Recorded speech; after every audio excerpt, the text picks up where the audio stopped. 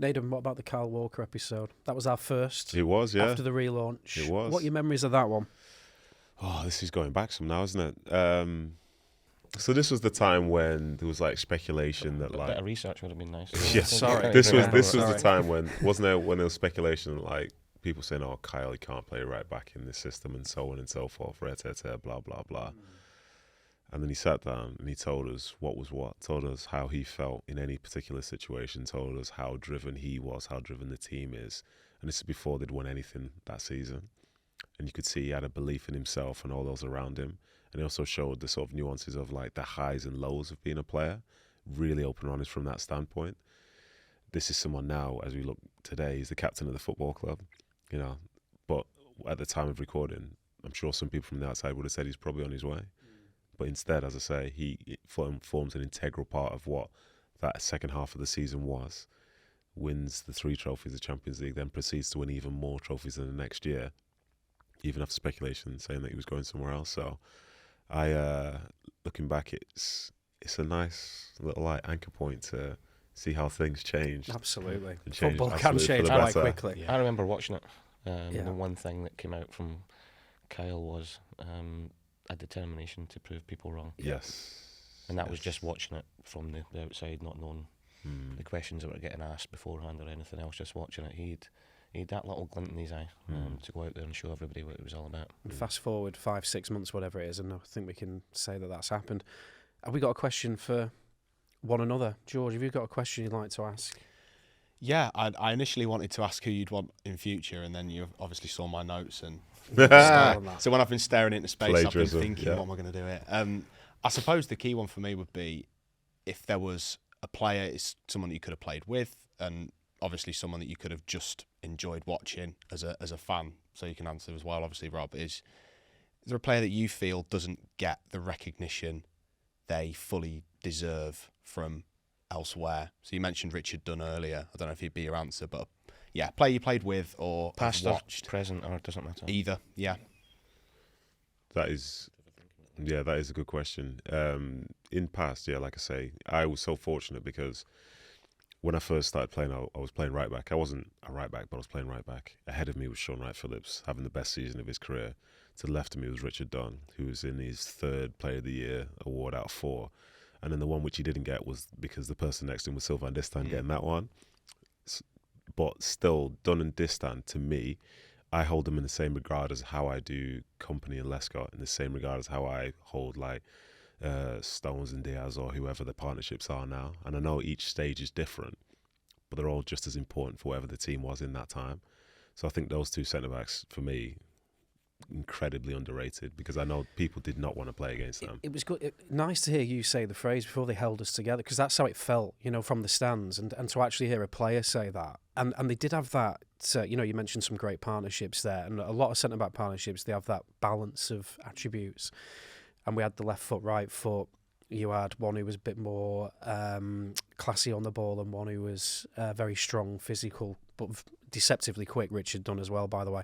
And together, it just worked, didn't it? Yeah, it worked. And they were, best of all, as a young player, as Paul was saying earlier, it can be quite daunting to enter a first-team environment. But those 2 were magnificent for young players because they knew that even if you weren't at your absolute best at any particular point, you were still there for a reason. So they gave you the opportunity to grow. If you made a mistake, like, they'd tell you it was a mistake, but they wouldn't like chastise you for the fact you've made a mistake because you don't know the game the way that they do at that point.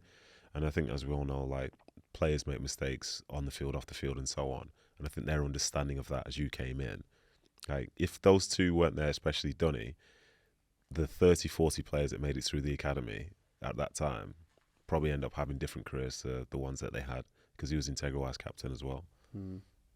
Paul, same question to you, please. Present, the obvious one's KDB. Being a forward, it must be an absolute dream. You know, you would just have to make your run and not even look up. And the only thing I can get close to is being a young kid, going back to the Arsenal days, was Dennis Bergkamp. This guy is flexing on us. Wow.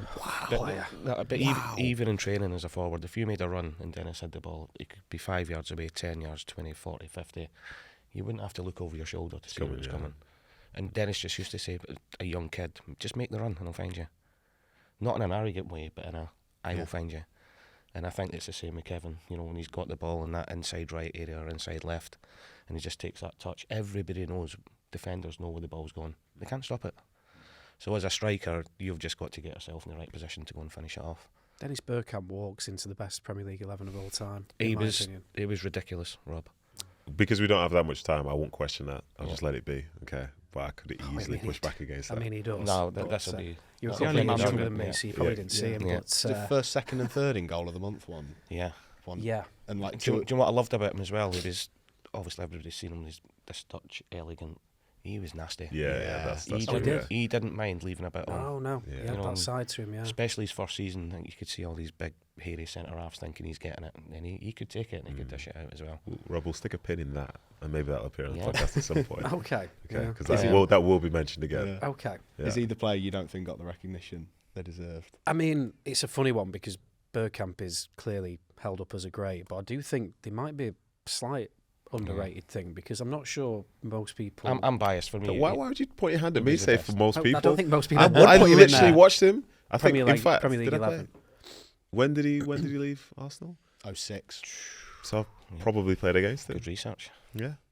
So and I'm sure he had you on toast, pal. I'm sure it was 1-1 in the game. Actually, I'm sure it was 1-1. But anyway, this is a City podcast. Enough of this Bergkamp talk. Seriously, Paul. Past David Silva. I know it's recent past as well. Obviously, you hear Jolene talk about him. You hear players in the squad at the same time, and not even just to train with him and see how good he was. We all know how he was, and I remember going one of the pre-seasons to the States. I don't know if it was Pep's first or anything else. I'm watching the first training session, and obviously there was Aguero, there was KDB, there was Vinny, there was all these wonderful, and he was just a level above, taking the ball in tight areas, people up his backside, people in front, and 2-3 people, and just his awareness, his speed of thought, his touch, and everything else. I just think it would have been an honour. It was an honour watching the training sessions out there and just seeing how good he was, because you think you know how good they are, and then you actually see them live in that environment, and you've no idea. So to be able to be in the pitch with David Silva, one of the best players Manchester City I've ever had. Absolutely. I think to call it an honour is right, and I didn't do it for long, but I did train with him and play with him. And I remember there was a game we were playing, and I had the ball, and bearing in mind this is like a different city, kind of making a transition or whatever. I had the ball, and he's coming towards me, and David Silva is not like strong. He doesn't look strong or anything like that, and I don't really know his game.